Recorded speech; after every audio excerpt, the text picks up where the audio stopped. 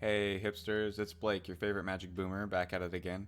And today we're continuing the Warhammer 40k set review for Commander. We'll say that I'm a little late to the party, obviously. We're already starting to get Brothers War spoilers, so Perpetual Hype Train is in full steam ahead. But yeah, we're still kind of here processing the Warhammer 40k cards, trying them out, enjoying them. If you want to see my Commanders, all the legendary creatures reviewed, that is the video before this one. Check that one out. This video, I've decided that I do want to cover every single new card in 40k, but as there's over 100 of them, I'm going to split them up into two videos for this part of the set review. All of the monocolor cards are going to go here in this video, and all the multicolor and artifact cards and etc. are all going to go in the next video. So look forward to that. Yeah, this is the Warhammer 40k set review. Legends previous video. This is all the rest, the best of the rest in a way. So we're just going to go ahead and get into it. I'm not going to bullshit around too long here. There's a lot of cards to go over. First up, and they shall no fear. 1 and a white for an instant. Choose a creature type. Creatures you control of the chosen type get +1/+0 until end of turn and gain indestructible. This is a very good rate.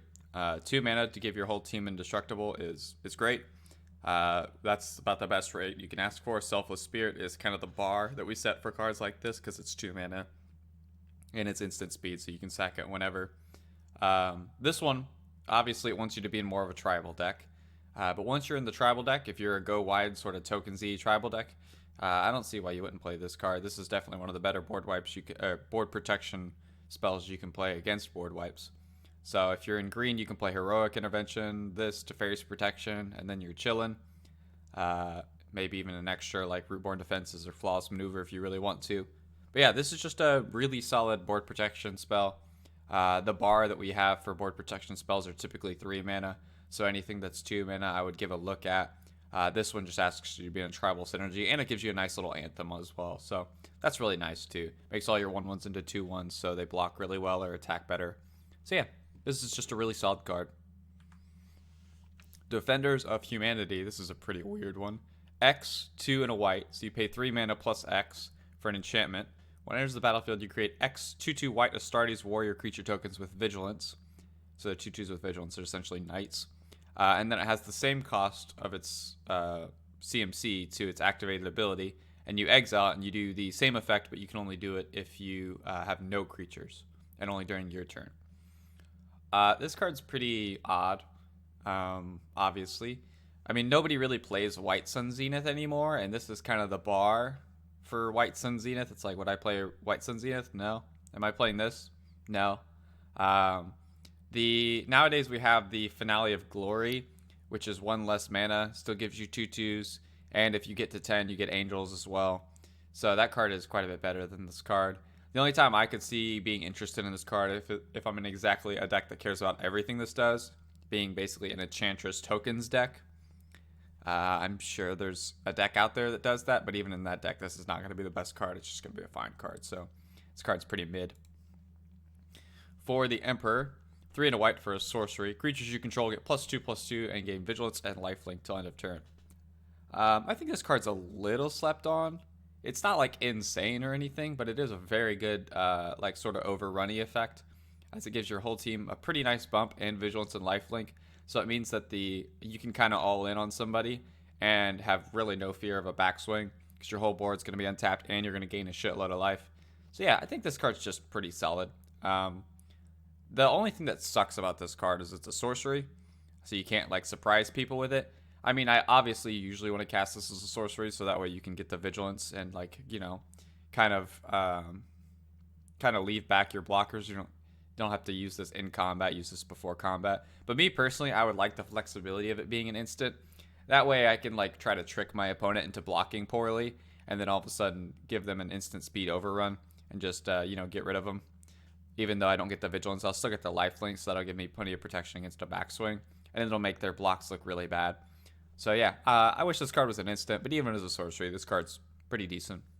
I wouldn't be surprised to see this. Space Marine Devastator, 3 white for a 3/3, Astartes warrior. It has squad 2, so this is the only time I'm going to read squad, but what it does is it makes an additional copy of this spell for each time that you pay the squad cost. and then the creatures that enter as tokens. The squad cost on basically everything is 2 generic. So you pay 4 mana for the 3/3, and then you can pay 6 mana for 2 of them, and 8 mana for 3 of them, so on. And then its ability is when it enters the battlefield, destroy up to 1 target artifact or enchantment. Yeah, this card is just not really that exciting to me. For 4 mana, we have way better things that kill artifacts and enchantments. You can play Heliod's Intervention and get 2 things just right there. You can play, even the classic Return to Dust or whatever is better than this, I think. And nobody really plays that card anymore. So for me, is it being on a creature worth it? In this case, I don't think so. The 4 for a 3/3 with that effect is just not good enough. White can do this effect for like 2 mana with like Leonin, Relic Warders, and stuff like that. So yeah, I'm not really high on this card. If this card was like an artifact creature, then like we might be talking, because there's a lot more ways to get artifacts back. But just being a generic 4 mana 3/3 creature doesn't hit the bar where most white reanimator cards that are efficient will hit like 3 CMC or less creatures like Sun Titans and all that sort of stuff, Savine's Reclamations. So this doesn't even get to those. So yeah, I'm just off this card. I don't think it's very good. I don't think the squad's worth it either. Space Marine Scout, 2 and a white for a 2/1 Astartes Scout. It has first strike and vigilance. Whenever it enters the battlefield, if an opponent controls more lands than you, you may search your library for a Plains card, put it on the battlefield tapped, then shuffle. So Knight of the White Orchid is just kind of a staple, right? 2 mana, do the same thing. It's a 2/2 with first strike. We got the best boy, the Loyal Warhound. It's 1 and a white, 3/1 vigilance, and it does this effect, puts it into play tapped. My thing is that when I'm playing white, I really don't want like too much of this effect, because as soon as I draw like the second copy, maybe even the third copy, it's like, damn, this card feels bad because it's not going to do its effect, and then I don't want to play it because it's not a good rate, because it really, part of its rate is getting the land into play as part of your value. So generally you don't want to play too many of these cards, and at 3 mana it's kind of whatever. At that point you can play all your mana rocks and Wayfarer's Baubles and all that stuff at that point. So the only time, this card would be good in my mono white landfall deck that I brewed up. If you want to see that video, it's the Heliod deck tech. Check it out. This card would definitely go in that deck because I want as much of this effect as I can get in that deck. That being said, that's a pretty niche scenario. In general, I don't think this card is like very playable. Maybe if you care about the keywords on this, maybe if you're in like an Odric deck and this gives you 2 nice keywords as well, then like cool. But in general, I don't think this card's very good. I think we have much better options. Thunderwolf Cavalry, 4 and a white for a 4/4 first strike, Astartes Warrior. Whenever it deals combat damage to a player, put a 1/1 counter on each other creature you control. This card's just filler. I'm not going to spend really any time on it. This card doesn't really do anything. We have way better cards to play that do just way more than this. Triumph of St. Catherine, 4 and a white for a 5/5 human warrior. It has lifelink. It has Miracle for 1 and a white, which is the most important part of this card. And then when it dies, you can exile the top 6 cards of your library, then you shuffle them and put them back. So basically it allows you to re-Miracle this card when it dies, but you don't know when you're going to do it. So I've been kind of brewing up an idea for like a Miracles deck in Commander, but there's just not really enough Miracles, unfortunately, even with the 4. I think there's 4 new ones. This is definitely one of the more exciting ones for sure. A 2 mana 5/5 lifelink as kind of a surprise blocker, because if you draw... Miracle ignores timing restrictions, so if it's the first card you draw on an opponent's turn, then you can still cast it for its Miracle cost. So when your opponent tries to, swing in at you and like really deal you a lot of damage, you can surprise this in and just absolutely ruin their combat. You eat their important card. You get 5 life. You have this giant creature on the battlefield that won't even die. Yeah. So this card I'm pretty high on. I like this card quite a bit. You definitely want to be in a top deck manipulation deck, obviously, and that deck's kind of hard to justify right now in like a Miracles deck, sort of.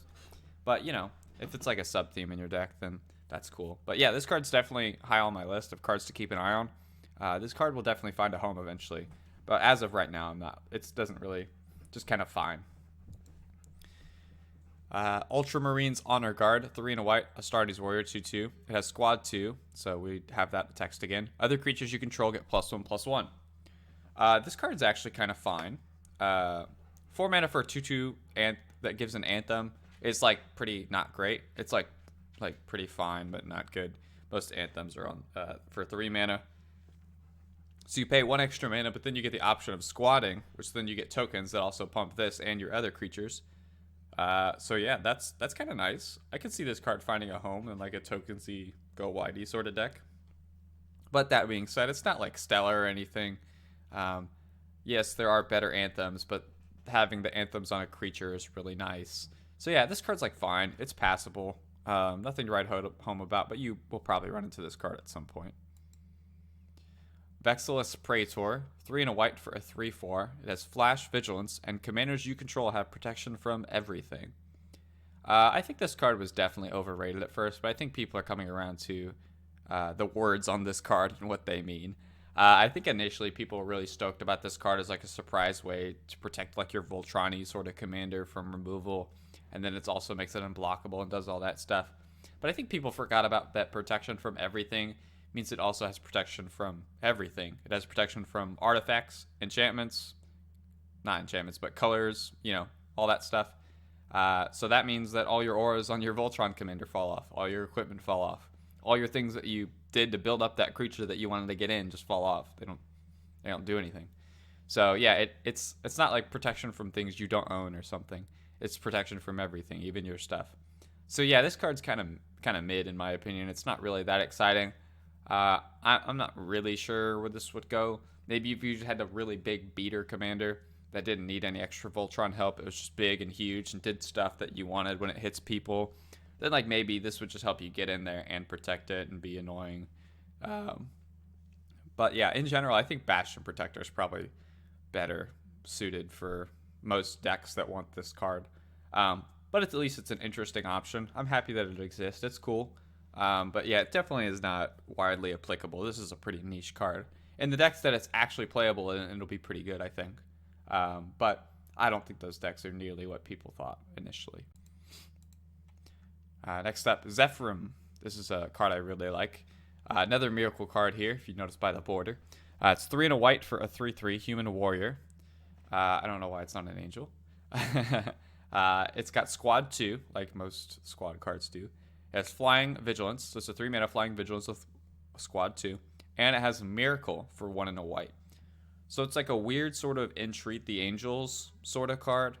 Entreat the Angels will generally give you, like, I think for the rate, it will give you a little bit more angels.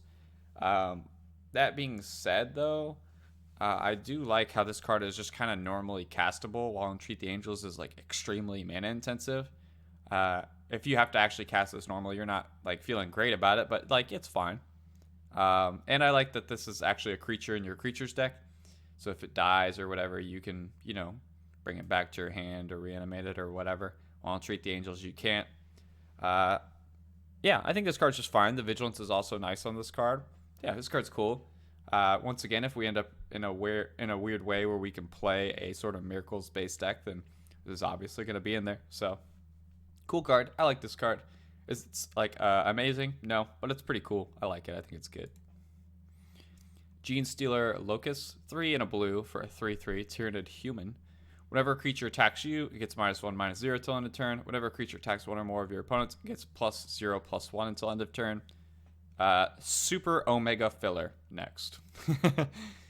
Gene Stealer Patriarch, 4 and a blue for a 4/4 Tyrannid. Whenever it attacks, put an affection counter on target creature defending player controls. Whenever a creature with an infection counter on it dies, you create a token that's a copy of that creature, except it's a Tyrannid in addition to its types.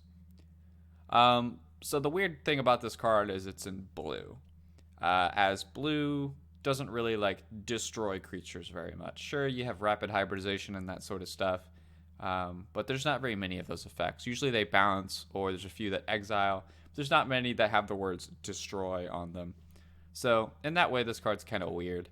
And it's like a 5 mana 4/4 that has to attack to do anything. So obviously this card's not powerful or anything, but it's at least cute and interesting. I think you definitely want to be in maybe blue black or blue white for this card, so that way you can reliably destroy your opponent's creatures that you want to put the counters onto.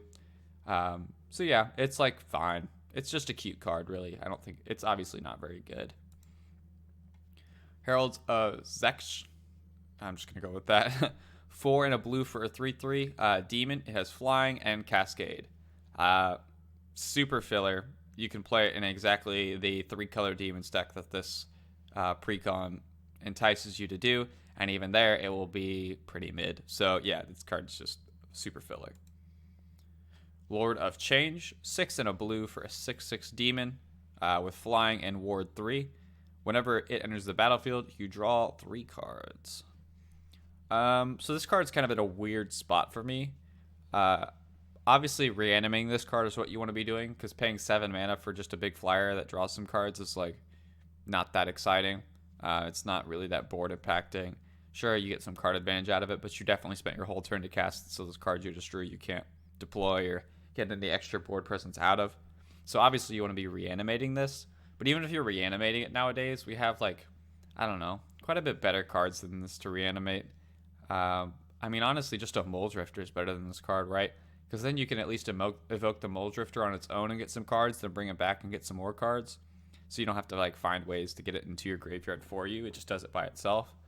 But even if you want like something bigger, if you're looking for, just a big idiot to put on the battlefield, I don't know, you could put like Nezahal or like one of the big Krakens into play. I don't know, there's just way better things to reanimate if that's what you want to do.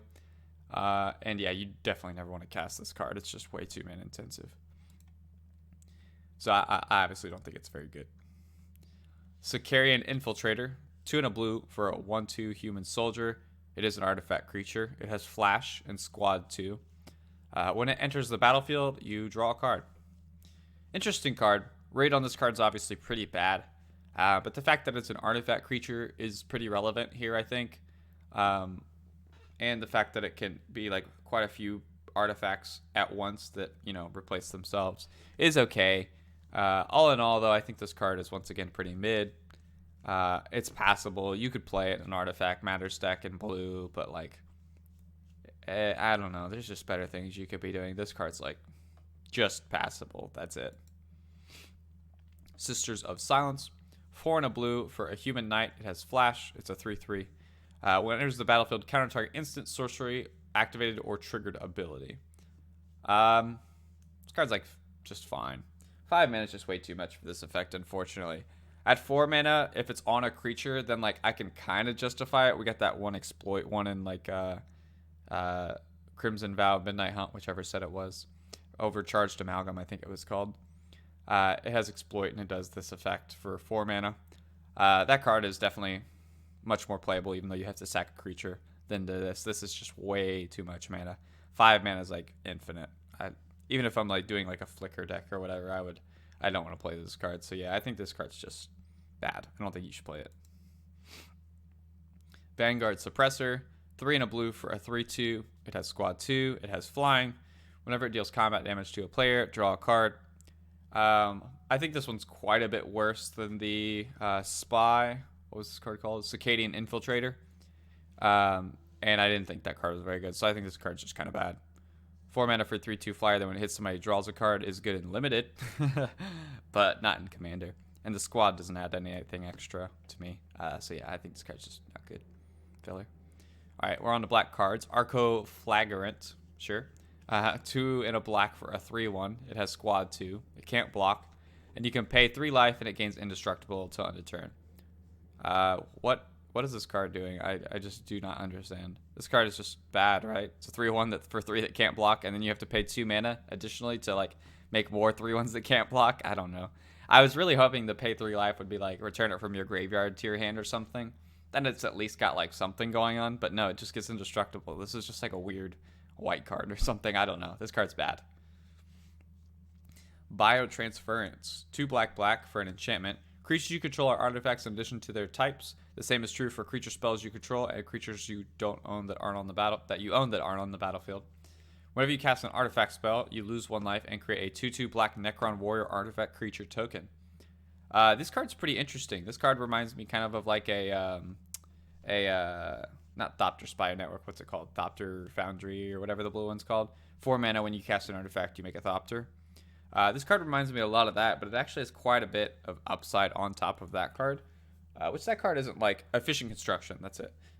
Which this card, Efficient Construction isn't like the best card in the world, but it's like fine. But this card's cool in that most of your artifact-centric decks, you still have some cards, some creatures that aren't artifacts just because they pay off playing artifacts so well. In blue, it's like, Vidalcan Archmage and stuff like that. Emery's, that sort of stuff. But this also, just in addition, just turns them into artifacts to help you synergize all your other artifact stuff. And it gives you more artifacts in the similar way that Efficient Construction does. In that it gives you 2/2 artifact creature tokens. Sure, you lose a life, but that's pretty irrelevant to me. Yeah, this card seems just cool. Seems fine. Seems like it'll have pretty niche homes, but in the homes that it has, it will be one of the better cards in the deck, I think. So yeah, I think you'll see this card. I think it's pretty decent. Blight Grenade, 4 and a black for a sorcery. Destroy target creature. All creatures get -3/-3 until end of turn. This card is bad. So here's the thing with this card, is it has the first section where it has a single target, means that it can get fizzled. So if you go to destroy a creature that you want to destroy and your opponent sacks it in response or bounces it themselves or just makes it so it's not a legal target anymore, then this whole spell just fizzles. And that's not what you want on your 5 mana board wipe. In black, there's just way better board wipes for less mana, generally. Toxic Deluge. I would rather play an E2 Extinction over this. Damnation, obviously.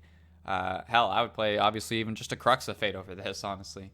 So, yeah, I think this card is just bad. It's a bad board wipe. Don't get trapped by this card. It's not good.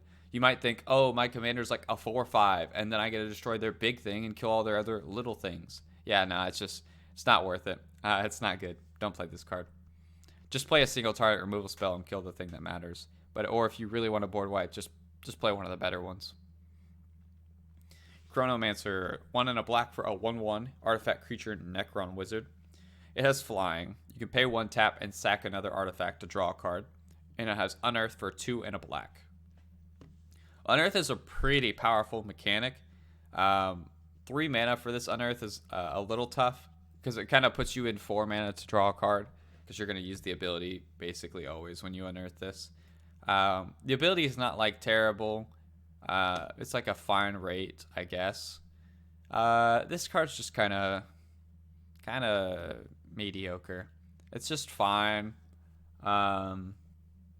If you're in exactly the precon or like a mono black artifacts matters deck, then like I could see this card getting played because it's like a decent payoff for your artifacts, and you're in black, so you could bring back a lot of the artifacts that you sack if they're creatures and such. So I mean, this card's fine. In the decks that you're gonna play it in, it's like just fine, and it's not gonna have a lot of homes. So yeah, it's just kind of mediocre. It's fine. Unearth is really powerful though, but not particularly on this card specifically.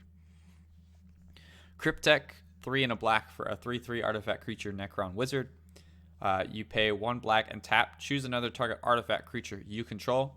When that creature dies this turn, return it to the battlefield tapped under your control. This card's just way too expensive. 4 mana for just a vanilla 3/3, then you have to pay an additional 2 and tap it to get any sort of, reasonable value out of. It's just not good. And specifically it says dies. So if you like sack the artifact or something, that doesn't count as it dying. Dying is just from destroy effects and such, if I'm not mistaken. Oh no, it's not. Never mind. I'm thinking of something else. Never mind. But yeah, I think this card's just too mana intensive. Just not good enough. Even in the decks you'd want to play, it's just not good enough. Flayed, 1, 2 and a black for a 4/1 artifact creature Necron. It has lifelink, and when it enters the battlefield, you mill 3 cards. It's filler. Great Unclean 1, 4 and a black for a 4/5 demon.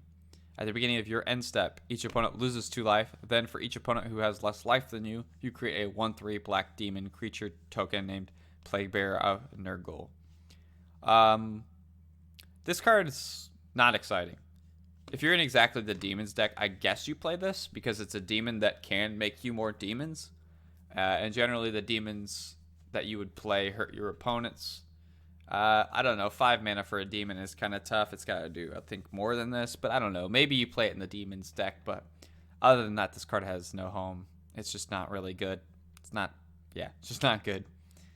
Hexmark Destroyer, 4 black for an artifact creature Necron. It's a 6/6. It can't be blocked except by 6 or more creatures, and it has Unearth for 4 black black. It's just a 6/6 for 6. That's basically unblockable. That's not very good. Unearth doesn't redeem this card. It's bad. Locust Heavy Destroyer. 1 black black black for a Necron artifact creature. It's a 3/2 flyer.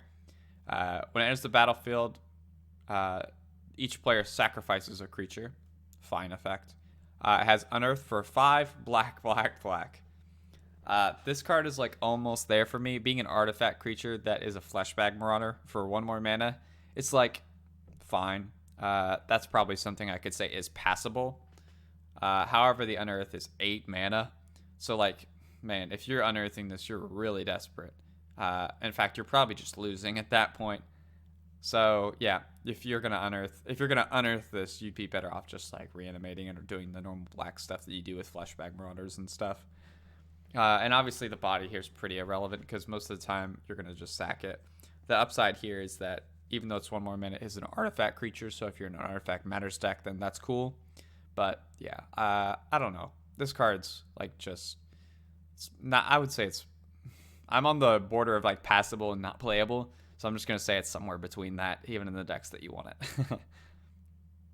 Lich Guard, 2 and a black for a 2/3 artifact creature Necron.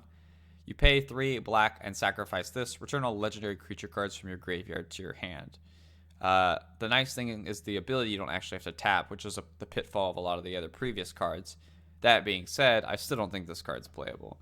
It's like, if I'm playing a legendary creatures matter deck, why am I playing a vanilla 3/2 for 3 that then I had to pay 4 mana to get the cards I actually want back from my graveyard? This card's definitely not going to have any synergy with my massive legendary creatures in my deck. Yeah, this card's just really weird. This effect is cool, but the fact that it's on this card specifically is just really odd. It just seems like a mismatch. At that point, I would rather just play like I don't know. I'm 7 mana in. I would just play like I don't know. If you're in the colors, you could play an Eerie Interlude or whatever, you know. Yeah, I just don't know where this card's supposed to go. I don't think this card's good either. So, Mandate of Abaddon, 3 and a black for a sorcery. Choose target creature you control. Destroy all creatures with power less than that creature's power. Similarly to the other board wipe, the Blight Grenade, this one definitely can get fizzled. If you go to target your creature that you want to save and blow up all the other things that are bigger than it, then if they kill that creature, then your board wipe fizzles. This one's at least 4 mana, and it targets your stuff. So like, I don't know. You can get kind of blown out more in a way and kind of get blown out less in a way with this card. But at the same time, you can still get blown out with your board wipe, so that's kind of stupid, and I wouldn't play this card. Necron Deathmark, 3 black black for a 5/3 artifact creature Necron. It has Flash. When it enters the battlefield, destroy up to 1 target creature, and target player mills 3 cards. This card's kind of nice, actually. It's not bad. A lot of people will play Ravenous Chupacabra. 4 mana, 2/2, kills a creature when it enters the battlefield. This one is 1 more mana, which is like, not great. But it's a 5/3, so much better body. It has Flash, which is really awesome. It's an artifact creature, which is also cool. And it also mills a player, aka you, for 3, which is great. So yeah, I think this card's just good. Just a fine card. Yeah, this card will definitely see play. And every time it sees play, it will be just solid. Just a solid card.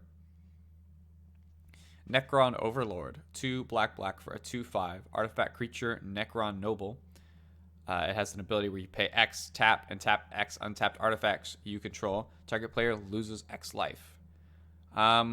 This is just another one of those that's just 2 mana intensive, and you have to tap it. You have to untap with it to do the thing that you want to do with it, which is more mana intensive. So yeah, I just don't think this card's very good. The effect here I like, but it requires like so much investment. It's just a 4 mana 2/5 up front. If it's a problem, your opponents can kill it with any artifact or creature removal, and then you have to pay the mana, tap this, and tap the artifacts to make an opponent lose that much life. So yeah, the effect's nice. It just needs way less restrictions on it to be playable. Is basically what it boils down to. So I don't think this card's playable. Nurgle's Conscription, 4 and a black for an instant. Put target creature from an opponent's graveyard onto the battlefield tapped under your control, then exile that player's graveyard. I like incidental graveyard hate. Instant speed reanimation is quite nice. 5 mana is a lot for a reanimation spell, and you can only target your opponent's graveyard. And the graveyard that it exiles is specifically that opponent's graveyard. I like this card in isolation, but it just needs a few less restrictions on it, I think. It needs to target any graveyard. It needs to let you choose whose graveyard you exile. It just needs 1 or 2 less restrictions. Bring the creature back untapped. I understand why it's tapped, so you can't surprise block him and give him the extra feel bads. But hey, this is a 5 mana reanimation spell. We need some more upside than what this card offers us, I think. So yeah, this card's just not quite playable, I don't think. It's not embarrassing if somebody plays this. It's not that their deck sucks just by generically. No, this card's once again, this falls between the mediocre to unplayable category for me. Which I guess I'm just gonna dub as mid. Yeah, this card's just whatever. It needs less restrictions. If it had 2 less restrictions on it, then it would be playable. It would even be great. It would just be playable. If it could be any graveyard, be untapped, or target whose graveyard you exile. Some combination of at least 2 of the 3 of those things, and then I think we're in business here. Nurgle's Rot, a 1 black mana enchantment aura. Enchant a creature an opponent controls. When an enchanted creature dies, return Nurgle's Rot to its owner's hand, and then you make a 1/3 black demon creature token named Plaguebearer of Nurgle. This card's filler and it sucks. I don't know what it's supposed to do. It's bad. Next. Out of the Tombs. 2 and a black for an enchantment. At the beginning of your upkeep, put 2 Eon counters on this, then mill cards equal to the number of Eon counters on it. If you would draw a card while your library has no cards in it, instead return a creature card from your graveyard to the battlefield. If you can't, you lose the game. Yes, this goes infinite or whatever with a 3-card combo with another land that cares about Eon counters because this says Eon counters, whatever. Yeah, nobody actually does that. What does this card do on its own? It progressively has a cumulative upkeep sort of mill, and it has a cool sort of, when you have no cards in your library, you don't lose the game, you start reanimating things, which is cool. Yeah, this card's just cool. It's not good. 3 mana for this effect is just not good. Even if you're in a deck that wants to mill out their whole library, then you're better off just Thoracling or doing whatever else that's not this. Because once you mill this enchantment into your graveyard, it's probably not coming back unless you're in white as well or something, which if you are, I still don't know what you're doing. So yeah, this card's just cute. It's fun. Is it good? No, of course not. Yeah, it's mediocre, but it's fun at least. Plague Drone. 3 and a black for a 3/3 flyer demon. If an opponent would gain life, that player loses that much life instead. This card in isolation is bad, but at least it's a demon for your demons deck that's not 100 mana. So I guess that's where you play it. Plasmancer. 2 black for a 3/3 artifact creature Necron Wizard. It has flying. When it enters the battlefield, you search your library for a basic swamp, reveal it, put it in your hand, then shuffle. This card's filler, 4 mana 3/3 flyer, is not good enough. The fact that it's an artifact doesn't add anything, and just putting a swamp into your hand, a basic swamp into your hand, is not enough value for this card to be playable. Poxwalkers. Okay, this is probably my favorite card in the set, spoiler. It's 2 and a black for a 3/1 zombie with Death Touch. Whenever you cast a spell from anywhere other than your hand, return Poxwalkers from your graveyard to the battlefield tapped. Seems like, not the most exciting ability. However, I think this card is very good. We don't have a lot of these free recursive effects. There's Bloodghast and Nether Shadow that have some pretty Nether Shadow has some pretty steep restrictions. There's some that you can do for cheap, Nether Trader, Gravecrawler, Ashen Ghoul, if you know what that one does. Those sort of cards. But there's not many that do it for free. And this is definitely, besides Bloodghast, playing a land is probably the easiest, obviously. But having things that cast anywhere other than your hand is such an easy requirement to hit. First of all, it's a zombie. So if you're playing in a zombies deck, you're casting spells from your graveyard all the time. So then this is just going to come back all the time from that. It is a zombie, so it synergizes with your deck. Having it enter tapped is not enough of a downside to me, because most of the cards that come back from the graveyard for free can't block as it is. So this one at least gets the option to block later, and it has Death Touch, which is really annoying. And it's got a good stat line. 3/1 is a solid stat line. Yeah, this card is really sick. Cast your commander, get it. Cast any of the stuff from your graveyard, get it back for free.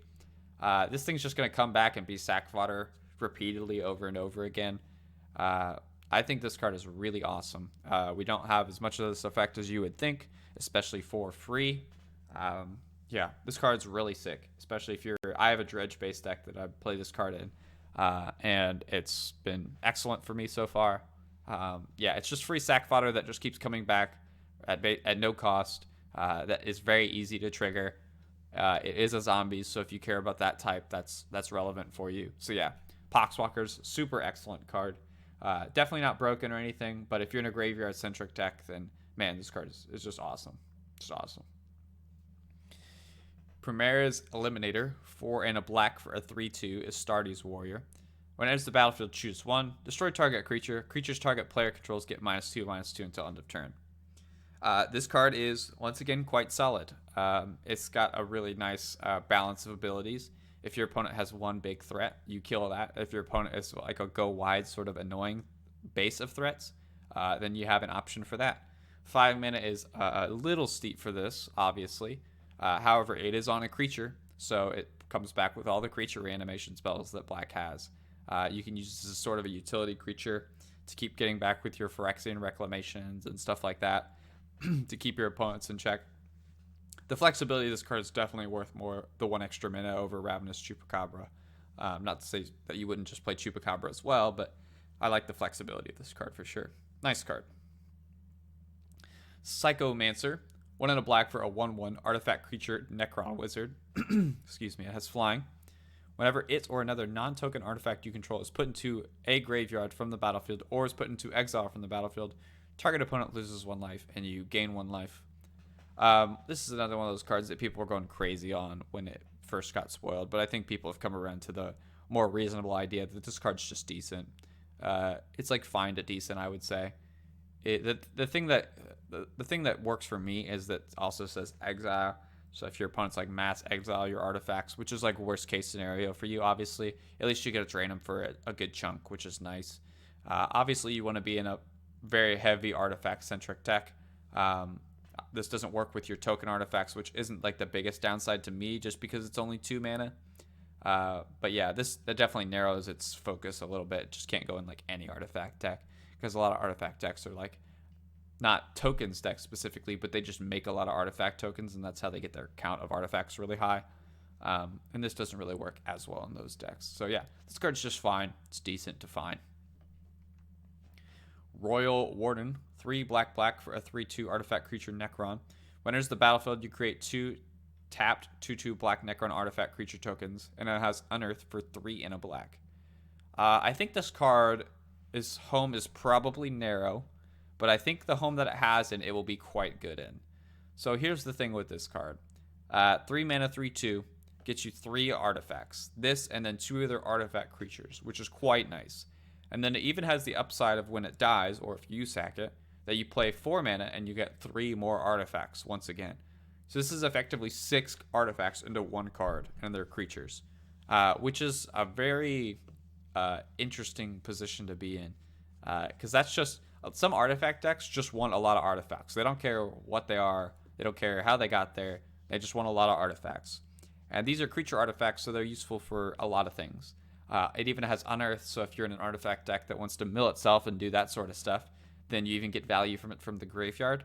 So yeah, I think that this card is more interesting than it appears. I think that this card is definitely playable somewhere. And where it is playable, it will be solid, very solid in. So yeah, don't sleep on this card. Just remember this card exists for sure. Once again, not 100% sure where you're going to play this. Obviously an artifact-heavy black deck, but yeah, this card will be good in the decks that it's good in for sure. Sanguinary Priest, 3 and a black for a 2/4 Austerity's Cleric. It has lifelink. Whenever another creature you control dies, this deals 1 damage to any target. This card's weird. So we have Mayhem Devil, which is a 3-mana version that's like similar to this. It cares about people sacking permanents. This cares about creatures you controlling dying, but being able to point the damage at things is just interesting. It's like it's you could look at this as like a more expensive aristocrat piece, but I look at it more as like, you know, a card that you'd put in your aristocrats deck that allows you some flexible interaction, being able to ping off bunches of little dudes that your opponents have. You know, actually use it as an aristocrat if you want to. I don't think this card is very good, but I think that this card is passable. You could definitely play this in like a mono black aristocrats deck or something. Once you're into red black, if you're doing like red black aristocrats, I'm probably off this card. Red gives you a lot of good options, whether it's Judith or Mayhem Devil, like I said. At that point, you have just much better options, I think. But if you're in black or like maybe black white or, you know, something along those lines, black blue, then maybe I could see this card. But yeah, this card's like not quite filler, but it's like just passable to me. But yeah, I like the flexibility to be able to ping creatures with this ability is basically what it boils down to. I don't even know how to pronounce that. Immortal, 2 and a black for a 2/2 artifact creature Necron Flash. When it enters the battlefield, put a 1/1 counter on it and each creature that died this turn. Filler. It's just a generic vanilla idiot. It's an artifact creature. Doesn't matter. Shard of Nightbringer, 5 black for a Catan, flying 8/8. Whenever it enters the battlefield, if you cast it, target opponent loses half their life rounded up. You gain life equal to the life lost this way. Yeah, this card's just not good. You have to cast this card. It's 8 mana for an 8/8 flyer, and all it does is just drain one opponent for a chunk of their life. Just not worth it. Really cool art. Yeah, really cool art. The Catan seemed like a really cool race in D&D or Warhammer 40k, not D&D. People just got mad at me. I don't play other nerd games. I'm just a Magic player, okay? But yeah, this card's not good. Shard of the Void Dragon, 4 black for a Catan, 7/7 flyer. Whenever it attacks, each opponent sacrifices a non-land permanent. Whenever an artifact is put into a graveyard from the battlefield or is put in exile from the battlefield, you put 2 1/1 counters on this card.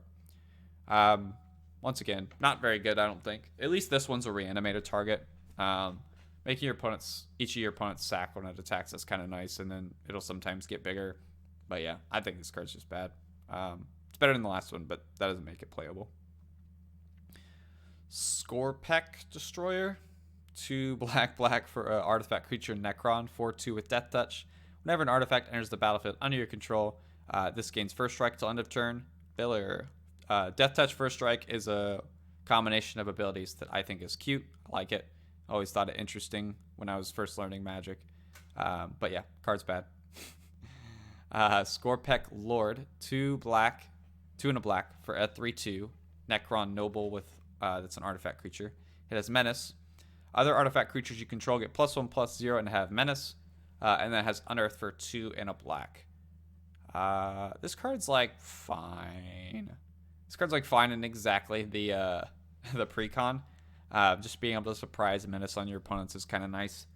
And the extra power bump's nice. I do like how the Unearth is the same cost as the regular cost 3. Is like reasonable to surprise your opponents with an Anthem sort of evasive ability. That being said, I don't think this card's like good enough in most commander decks, even artifact heavy commander decks, as you usually end up killing them with something that's not attacks. But I guess if you're an attack-based artifact deck, then this is passable.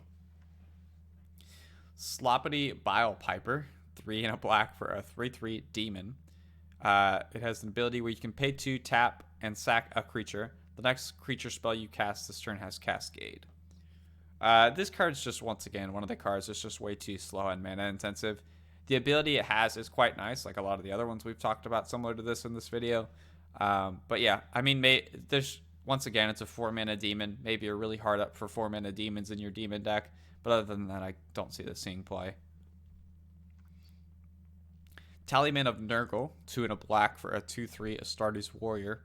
It has lifelink. At the beginning of your end step, if a creature died this turn, you draw a card and lose 1 life. If 7 or more creatures died this turn, instead you draw 7 cards and lose 7 life.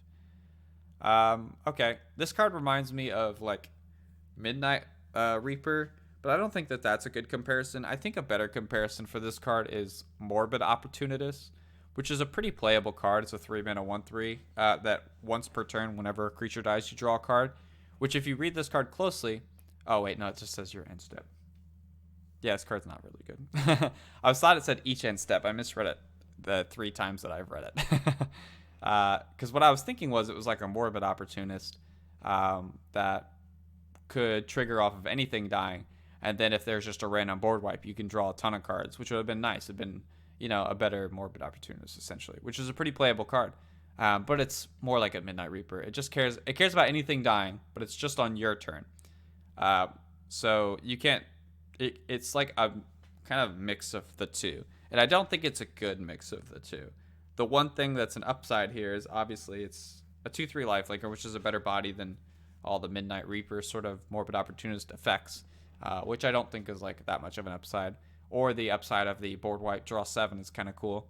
But you would basically have to be the one that does the board wipe, since it only cares about on your turn and triggers at your end step. So yeah, I don't know. This card's just kind of like mid. Yeah, it's just mid. But it is funny that I misread this card 3 times. Technomancer, 5 black for an artifact creature, Necron Wizard. It's a 5/1. It enters the battlefield. You mill 3 cards, then return any number of artifact creatures with total mana value 6 or less from your graveyard to the battlefield. Interesting. I do like that it's an enter the battlefield effect, so if you reanimate this, you get to bring back a bunch of other things, which is kind of cool. It also mills you a couple cards to help you get a few more options. Obviously, the body here is pretty irrelevant, but it's interesting. It's a good reanimation target if you're an artifact-based creature deck. Yeah, basically the precon. This card's like fine. In the narrow circumstances that you'd play it in, it's fine. Their name is Death, 3 black for a sorcery. Destroy all non-artifact creatures. It's a nice option. 6 mana is like a lot for a board wipe, especially in black. It's a lot. But it's a one-sided board wipe if in the decks you're playing it in. So, but even then, there's like so many artifact creatures just running around that are just value creatures like Esper Sentinels and stuff like that. So this isn't even always going to catch everything. We're about to get a lot more artifact decks in the meta of Commander as well, since we have Brothers War coming around the corner, and all the commanders, all the legendary creatures there seem like they all care about artifacts. So yeah, I would probably stay away from this card, even if you're in an artifact-heavy deck, at least for a little while. Just rely more on reanimating your artifacts after you board wipe with a Damnation or whatever, rather than casting this. That's where I generally stray with this card, in general. But even in a world where there's not a bunch of artifact decks running around, that's what I would do. But at least I think this card's playable in a meta where there's not a bunch of artifact decks like running around. Their number is Legion. This card's interesting. X, black. So 4 black and an X for a sorcery. Create X tapped 2/2 black Necron warrior artifact creature tokens. Then gain life equal to the number of artifacts you control. Then you exile this. And importantly, you can cast this from your graveyard. So if you mill this on accident or whatever, then you can still cast this, which is what you ideally want to do, I would say. If this card just made you the 2/2s, then gained you that much life as well, I don't think this card's very good, even though you can cast from your graveyard. But I do like the extra upside of it when you're in your artifact-heavy deck, that it gains you a ton of life, which is cool. But yeah, obviously the important part is that this is free value if you mill it, which the precon wants to do, and a lot of artifact decks want to do as well. You have to be very heavy black, obviously, because it's quad black. So you really want to be mono black or maybe 2 color. So yeah, this card's cool and interesting. I think at first glance, this card probably seems just bad. But I think this card's definitely passable, for sure. It's cool. Cool card. Tomb Blade, 4 black for a 5/4 flyer, artifact creature Necron. When it deals combat damage to a player, that player loses life equal to the number of creatures they control unless they sacrifice a creature. Then it has Unearth for 6 black. This card is very bad. It's not a good rate. 6 mana for a 5/4 flyer is not good in Commander. The artifact creature part is not enough of an upside here. And it only triggers when it hits somebody, and the opponent gets the option of losing life equals the number of creatures they control or sack a creature. So if they don't have that many creatures, they'll just lose life. If they have a bunch of creatures, it means they probably have disposable creatures, and they'll just sack a useless creature. So yeah, this ability is just bad. It might read okay, but it's just bad. The rate on this card's bad. The unearth rate on this card's bad. This card's just bad. Treyarch Praetorian. 1 black for a 2/1 flying artifact creature, Necron. It has the ability, when it enters the battlefield from a graveyard, you draw 2 cards and lose 2 life, and it has unearth for 4 and a black. I quite like this card, I think. I think the reason I like this card is because there's a lot of ways you can bring back 2 CMC creatures, especially if you're in black and white, at a much more reasonable rate. You can bring this back with an unearth. You can bring this back in black. You can bring this back with an unearth. And in white, you can bring it back with Savine's Reclamations. You can bring it back with Immortal Servitudes, all sorts of stuff.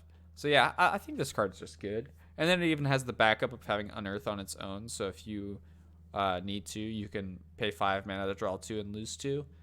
Sure, the front side of this card is not the most exciting. You obviously want to mill it and get the value out of it that way. But, you know, it's an early creature. It's an artifact creature that can chip in at planeswalkers or whatever, you know. Has some utility. So, yeah. I think Treyarch Praetorian is just solid. It's a good card, I think. Nothing crazy, but I like what it does. Treyarch Stalker. 3 black for a 4/5 artifact creature, Necron. At the beginning of combat on your turn, choose an opponent. Creatures attacking the last chosen player have menace. Okay. Interesting. So you can keep choosing the same player if you want to. So then whoever the threat is, you just make everybody that attacks them have menace. So that's kind of cool. But the rate on this card's just bad. 4 mana for a 4/5 is not worth it enough. If you're in the forced combat deck, like the Krazakar deck or something, then you could play this card. But if you're not in exactly like those sort of decks, I don't think this card's playable. Venom Crawler. 3 and a black for a 2/2 artifact creature, Demon. It has lifelink. Whenever another creature dies, you put a 1/1 counter on Venom Crawler. Filler, even in demon decks. The War in Heaven. 3 black for an enchantment saga. Chapter 1, you draw 3 cards and lose 3 life. Chapter 2, you mill 3 cards. Chapter 3, choose up to 3 target creature cards with total mana value 8 or less in your graveyard. Return each of them to the battlefield with a Necrodermis counter on it. They're artifacts in addition to the other types. I think this is one of those cards that always cracks me up, where the card will put a obscure counter on the creature, but the counter actually doesn't do anything. This card just makes those cards artifacts. So for example, the Necrodermis counter, if you remove it from the creature, I'm quite sure that the creature will still just be an artifact creature, because it doesn't say that the Necrodermis counter is the thing that makes it an artifact. This card, when it brings them back, just says they're artifacts now. The Necrodermis counter is just there to remind you that they are artifacts, which is funny. But yeah, all that being said, this card's like not really that good. Long story short.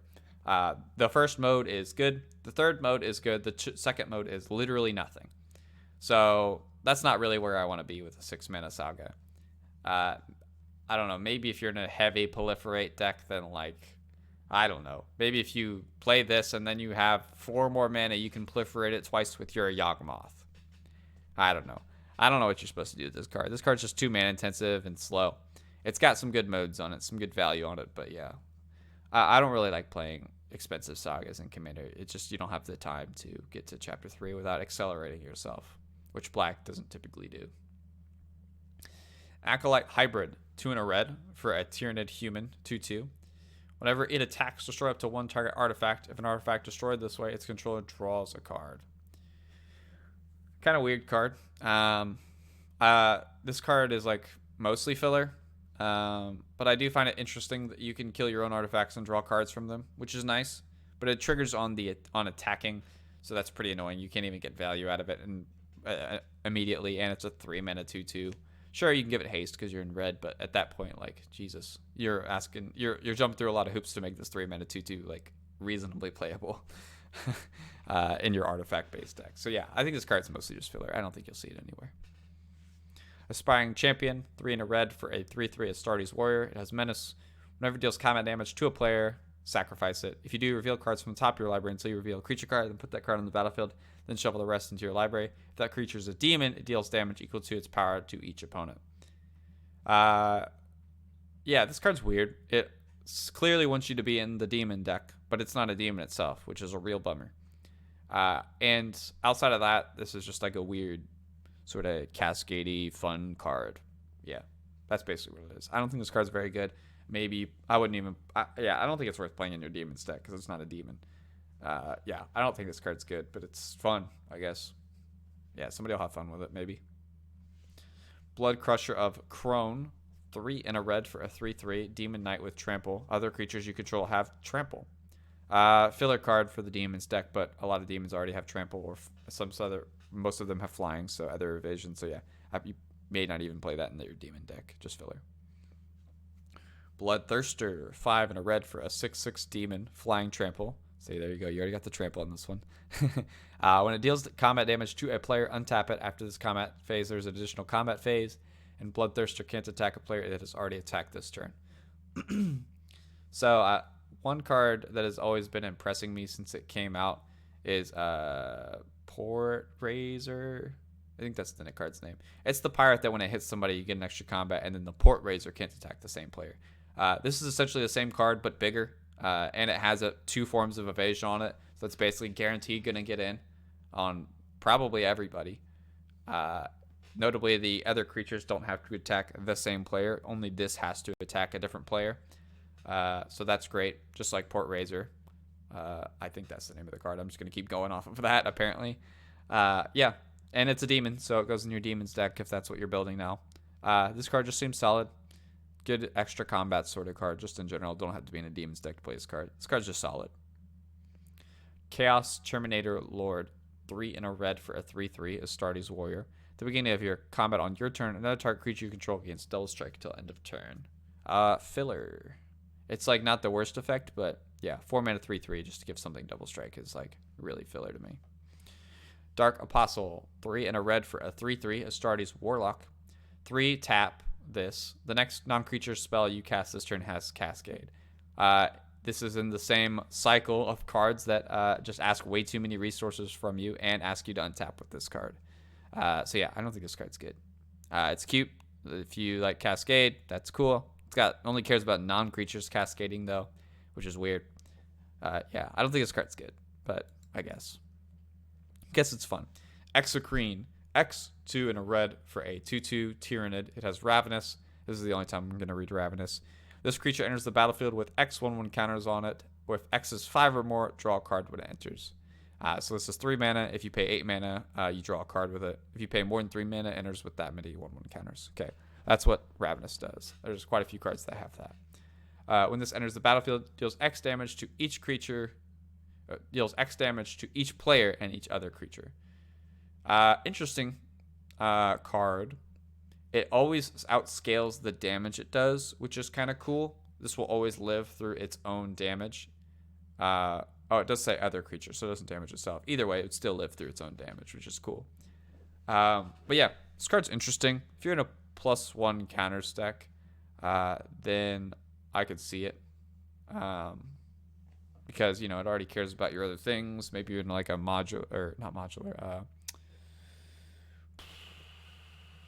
there's just way too many sets now. I can't remember mechanics. Modified? Is that the mechanic I'm thinking of? If something's equipped, has an aura on it, or a 1/1 counter, then it counts as modified. I think that's right.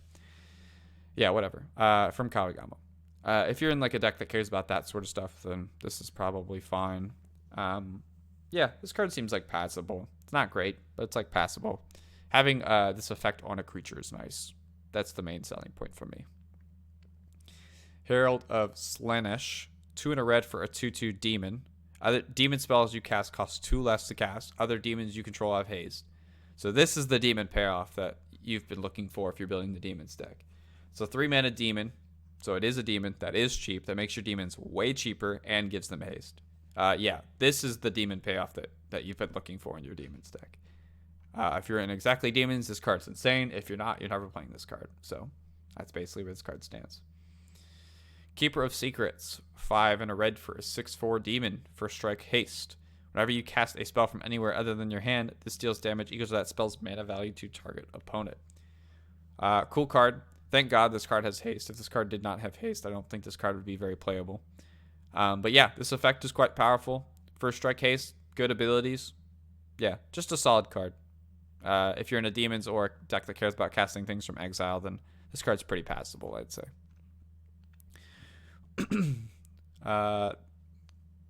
Yeah, I already talked about. I accidentally put this card here as well. If you want to see the, like I said, if you want to see the legendary cards, check the last video. This one I accidentally put in the slideshow, but I talked about it in the last video. Knight Rampager, 4 in a red for a 6/5 artifact creature Knight, trample. At the beginning of combat on your turn, choose an opponent at random. It attacks that player this combat if able. When it dies, it deals 4 damage to target opponent chosen at random. Just a big idiot. That's slow. The artifact creature here I don't think is a worthwhile subtype, super type. Yeah, card's just filler. Not good. Let the Galaxy Burn. X, 5 in a red for a sorcery. It has Cascade. Let the Galaxy Burn deals X damage plus 2 to each creature that didn't enter the battlefield this turn. The wording on this card's kind of cool, but it's a bit too restrictive, I think. 6 mana just to Cascade, and then it only does 2 damage to each thing is, like, not good. This card's just way too mana intensive. I think if it just did, like... If it did the same effect that it does, and then it costs, like, I don't know, 2 less mana, 3 less mana, something like that, then it would be, like, passable. But they overcosted the shit out of this card to be safe. And because of that, this card's definitely just not playable, in my opinion. Even if you're in, like, a super heavy Cascade deck, like, I guess the only time I could see this seeing play is if you're in, like, exactly, like, Maelstrom Wander or something, where you really just want, like, all the Cascade cards, if that's, like, the thing in your deck, and you're in green, so you have a ton of ramp, then, like, I guess, right? But then if you Cascade into this, then it's like, okay, I mean, I guess I deal 2 damage to each thing, but then at least you get a recascade. I don't know. This card just seems, like, super mid to, like, not good to me. Noise Marine. 4 in a red for a 3/2 Astartes Warrior. It has Cascade. When it enters the battlefield, it'll deal damage equal to the number of spells you've cast this turn to any target. Yeah, I think this card's just bad. The Cascade's obviously kind of nice here, but 5 mana for a 3/2 that's basically just going to do 2 damage to something is, like, not good. It's hard to imagine that you would cast very many spells before this since it's 5 mana. I mean, at most you're doing, like, what, 3 damage, 4 damage if you're going crazy, and, like, I don't know, at that point that's, like, all you're doing with your 3/2, then, like, you're probably just better off not. I don't know. I don't think this card's good, even if you're in, like, the Omega heavy Cascade deck. I don't know. Aberrant. X, green, and 1 for a 0/0 Tyranid Mutant with Ravenous. It has Trample. When it deals combat damage to a player, destroy target artifact or enchantment that player controls. This card's just bad. Yeah, it's just bad.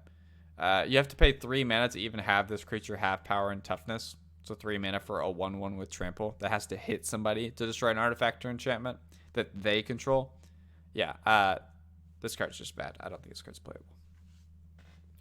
Biophagus. 1 in a green for a human Tyranid Wizard. It's a 1/3. Tap, add 1 mana of any color. If this mana is spent to cast a creature spell, that creature enters the battlefield with an additional 1/1 counter on it. Okay. I'm not, 2 mana dorks have to do a lot of heavy lifting to justify themselves to me, because there's just so many good 1 mana dorks that it's like, okay, if I'm playing a 2 mana dork, it has to give me quite a bit of upside. And I think this is quite a bit of upside. Produces mana of any color, and it makes your creatures enter with an additional 1/1 counter. That's pretty nice. Being a 1/3 is a much better body as well. It's not going to die to random pyroclasms or whatever, like most other mana dorks will. Yeah, I think this card is fine. It's definitely playable if you're in, like, a modified /+1 counters sort of matters green deck. It's fine. Passable. Bone Sabers. 2 in a green for an artifact equipment. Whenever equipped creature attacks, put 4 1/1 counters on it and has equip 3. 4 is a lot of 1/1 counters, but no evasion here, and it's 6 mana to get onto your first creature.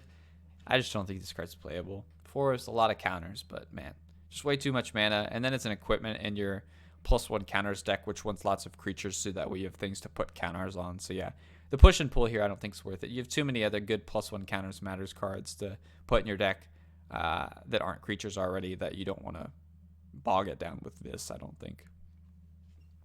Broodlord, X3 and a green for a 3/3 Tyrannid with Ravenous. When it enters the battlefield, distribute X1 counters among any number of other creatures you control. Yeah, I don't think this card's good. 4 mana 3/3, not good. Distributing counters for any extra mana over the 4 mana 3/3 is not good. 5 mana for a 3/3 that puts a counter on something. 6 mana for a 3/3 that puts 2 counters on things. Yeah, it's not playable. Clamavis, 4 and a green for a 3/3 Human Tyrannid Artificer. Each creature you control gets +1/+1 for each +1/+1 counter on it. Okay, 5 mana for a 3/3 is obviously a terrible rate. But man, that is a pretty powerful ability. Your +1/+1 counters essentially like kind of double on creatures. So it makes combat math really hard all of a sudden for your opponents. So you have like 4 creatures out and they have +1 counters and maybe one of them has trample, one of them has flying, whatever.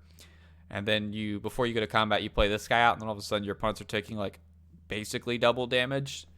That's pretty scary. Yeah, I think this card is interesting. I don't know if you're playing it in your +1 counters deck because it doesn't put +1 counters on things. But I could see this replacing like a Cathar's Crusade or something in your +1 counters deck because this is at least a creature you can put +1 counters on. And then it does a similar thing, except it has more of an immediate threat than Cathar's Crusade. So, yeah, I like this card. I think it's cool. It'll definitely surprise kill some people if they see play. Horror Specs, 3 and a green for a 2/2 Tyrannid. Whenever another creature dies, you put a 1/1 counter on this. You tap, remove X counters from this, add X mana of any one color. This card's not good, I don't think. The first ability is just not like good enough. Sure, creatures will randomly die, but you have a 4 mana 2/2 here. That's like trying to be a pseudo mana dork that wants you to feed counters, but then it eats the counters. Sure, it can like give you a pretty big like ritual sort of effect, but it's a slow ritual because you're putting 4 mana into this and wanting it to survive, and then you got to tap it and remove the counters, so you just get the one shot for its effect. Yeah, I don't think this card's playable. Too many hoops to jump through here, I think. Hierophant Biotitan, 10 green for a 12/12 Tyrannid. As an additional cost to cast the spell, you may remove any number of +1 counters from among creatures you control. This spell costs 2 less to cast for each counter removed this way. It has Vigilance, Reach, and Ward 2. And this can't be blocked by creatures with power 2 or less. Okay, this card. You can play it for pretty cheap, somewhat reliably in the decks that you're playing it in. That being said, it doesn't feed into the system of your +1 counters deck. It actually kind of pulls away from it. It takes the counters off of your things. And then it doesn't give you any sort of way to get more counters on your things. Vigilance, Reach, Ward 2 is nice set of abilities. I'd really like more than Ward 2. I'd really like Ward 3 or 4 on this. Because the investment is still high, even though you can reduce your mana cost. Eating a bunch of counters is like... It still takes away from the system that your deck's obviously trying to do. And then the can't be blocked by creatures with power 2 or less is nice evasion. But I need another evasive keyword on here. I need Trample or something. Maybe Trample instead of Vigilance or something. I don't know. This card's definitely... I don't think this card's good enough. It's got quite a bit of words on it, as most Magic cards do nowadays. And a lot of the words are interesting, but I don't think they add up to enough where you want to play this card.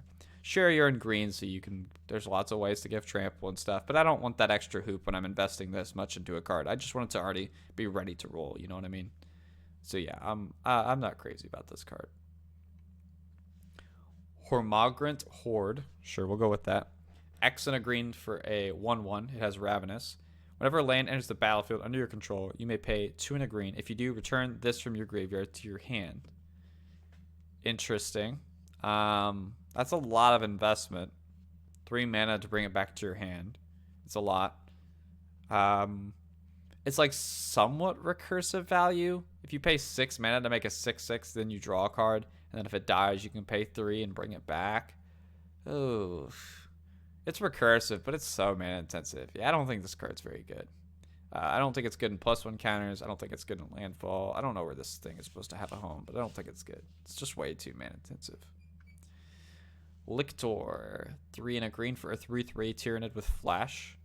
When it enters the battlefield, if a creature enters the battlefield under an opponent's control this turn, you create a 3/3 green Tyrannid warrior creature token with trample.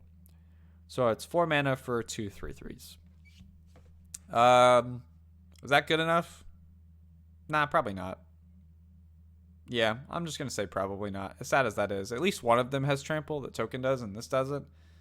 I don't know. Maybe in like a weird Bant Flicker deck or something, you could like play this and like, you know, wish that you had Thragtusk, but you have this. You know what I mean? Yeah, I don't think this card just seems filler. Nexos, 1 and a green for a 2/2. Basic lands you control have tap. Add colorless. Spend this mana only to cost spells that contain. Spend this mana only on costs that contain X. Oh, okay. See, I almost read that wrong again. I knew I was reading it wrong. I was skipping words or something. You have to bear with me. I'm dyslexic. Okay, I do like that this just can pay costs. So this can pay for X activated abilities, which is kind of cool. But yeah, even in general, I think this card's just kind of good. If you're in an X sort of matters deck, just turning all your basics into like Temple of the False Gods is pretty cool. Yeah, I think this card's definitely playable in your X spell deck because it's just your base. It'll ask you to play basic lands, which people should do more of anyway. And you know it makes them better for your X spells. And when you play X spells, you only need like 2 or 3 colored mana, and then the rest of it you just dump all your mana into it, right? So this just allows those extra X. The lands that you're using for the X part of the spell just tap for double, which is awesome. Yeah, this card's just cool. It's good for your X spell deck. Pure Strain Gene Stealer, 2 and a green for a 1/1. And enters the battlefield with 2 1/1 counters on it, so it's a 3/3 for 3. When it attacks, you may remove a 1/1 counter from it. If you do, you search the library for a basic land card, put on the battlefield tapped, then shuffle. I don't like this card, but I guess it's passable. It is a card that cares about +1/+1 counters in your +1 counter deck, and it does ramp you, which are 2 things that your deck would presumably need. But it just does not feel good to me. You gotta attack, and then you get a tap land, and then you're removing counters, so you're taking away from your system that you're putting down, and then this thing like wants you to put more counters on it so you can keep consistently getting lands. I'm not high on this card, but I guess you could technically play it. Sporocyst, green X and X for a 0/0 with Ravenous. It's a Tyrannid. It has Defender. When it enters the battlefield, you search your library for up to X basic land cards, and you put them on the battlefield tapped, then shuffle.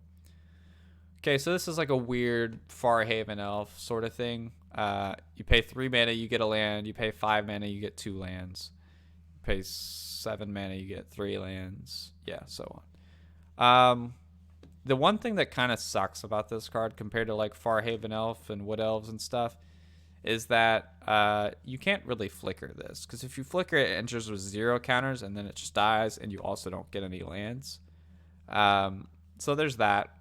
But at least this card has like the upside of late game. You can ramp with it and then at least draw a card back from it. But like, man, I really... that's 11 mana at that point. So yeah, I don't know. This card's like fine. It's passable. It's a +1 counters card in your +1 counters deck that does ramp you at like a somewhat reasonable rate, just like the last one. But at least this one does it on ETB, which feels much better to me than when it attacks. So yeah, I mean, I think this card's passable, but it's nothing to write home about for sure. Termagant Swarm, X and a green for a 0/0 Tyrannid with Ravenous. When it dies, you create X 1/1s, which is equal to its power. So you got to pay 2 mana for a 1/1 that makes a 1/1 when it dies, 3 mana for a 2/2 that makes 2 1/1s, and then so on. Is that worth it? I don't really think so. Because if this gets bounced, exiled, anything else, then it's like pretty sad. If you're like 6 mana for a 5/5 that makes 5 1/1s and draws a card, if we're like going that deep on it, then it's like, okay, that sounds like a reasonable card. But if I'm doing that on turn 6, like I feel like I'm already losing the game. So yeah, I don't think this card is very good. Sure, you can amplify the counters a bit with other things, but I don't know. I don't think this card's very good. Turvigen? Sure. X, 1 and a green for a 0/0. Here we go. Ravenous. Trample. When it deals combat damage to a player, create that many 1/1 green Tyranid creature tokens. Oh, so I gotta go 3 mana for a 1/1 with trample that would hit somebody. Get a 1/1. Man, all these cards just seem so overcosted. This one as well. Yeah, I'm not playing this card. I don't think it's good. It just seems overcosted as fuck to me. Toxicrene. People are really high on this card. 3 and a green for a 2/4 Tyranid. Reach and Death Touch. 2 very good abilities put together. All lands have tap, add 1 mana of any color, and lose all other abilities. Okay, so there was a lot of hype about this card that got spoiled. And I do think it's good, but I think it's good in like particular homes. So here's what I think about this card. I think if you're playing Chromatic Lantern, you should just probably play this instead. Because it does the thing that you want to do with your Chromatic Lantern, but it also makes your opponents do the fair things that you're doing.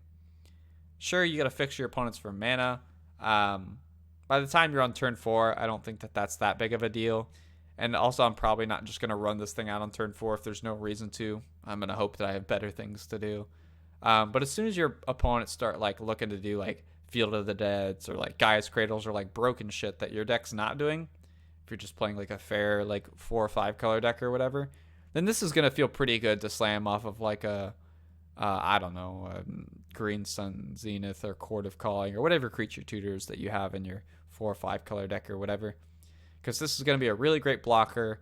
It's going to hold up all their like bullshit lands while it fix all your mana. Yeah, it seems like good for a precon card because it's like you can put it in like any of your other decks that you have around if you're, in the precon environment and you're building like budget decks or you're new to the game or you need mana fixing really bad because you don't have like a really like robust mana base to pull from because, lands are expensive, which is dumb.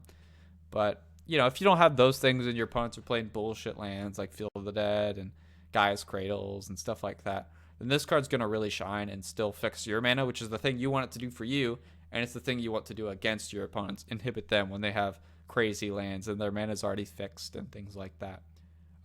And just once again, the body is not that bad. 4 mana for a 2/4 reach Death Touch. That's just something that's useful in general. It's not like insane, but it's just useful. So yeah, I think this card is a nice hate card in all the right ways. While also can be a big benefit to you if you're in like a World Tree sort of planar bridge deck sort of thing. Obviously, this shuts off your World Tree's activated ability, but it does the thing that your World Tree already does anyway, which is the reason you're playing it. So, yeah, I think this card is cool in cool ways, but not generically powerful or anything. Tyranid Invasion. 3 and a green for a sorcery. Create a number of 3/3 green Tyranid warrior creature tokens with trample equals the number of opponents you have. So how about 4 mana for 3/3s? We got 4 mana for 2 3/3s. What about 3 for 3? Okay, this card's like fine. This is where I kind of draw the line where 3 3/3s with trample for 4 mana is like reasonable. If I'm in a tokens deck, okay, I'm in on this card. This card seems fine. Yeah, this card just seems fine. It's not insane or anything, but it's playable in a tokens deck. I believe this is the last card. Yes, it is. Okay. Tyrant Guard. X, 2 and a green for a 3/3 Ravenous. It's a Tyranid. It has Shield Wall, which means you can sacrifice it. Creatures you control with counters on them gain hexproof and indestructible till end of turn. Okay. This card's interesting. I think this card's playable for sure. It's not insane or anything, but you do want some number of these effects in your Creatures Matters decks. This one cares specifically about counters, which you will put it in your counters deck, obviously. That's where it's supposed to go. Giving hexproof and indestructible is nice upside here. Like I said early at the very beginning of the video, 2 mana is kind of the bar for giving your creatures indestructible, like Selfless Spirits and stuff. But you can sometimes settle for 3 mana options like this one. Because it can put counters on itself, which is nice upside. And then the hexproof is also a nice upside as well. So yeah, I think this card is playable for sure. You're gonna play this along with your, like I said, Selfless Spirits, Probably, oh, what's the 3-mana one?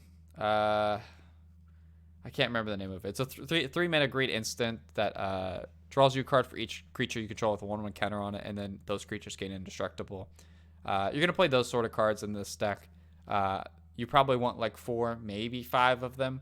So your last one's kind of a flex slot, I guess. You could play like, I don't know, whatever. Teferi's Protection or whatever as the last one. Heroic Intervention, Selfless Spirit, this. Yeah. You ideally want as many of them to be creatures as possible, like this one. I guess one of them could be Dauntless Escort as well.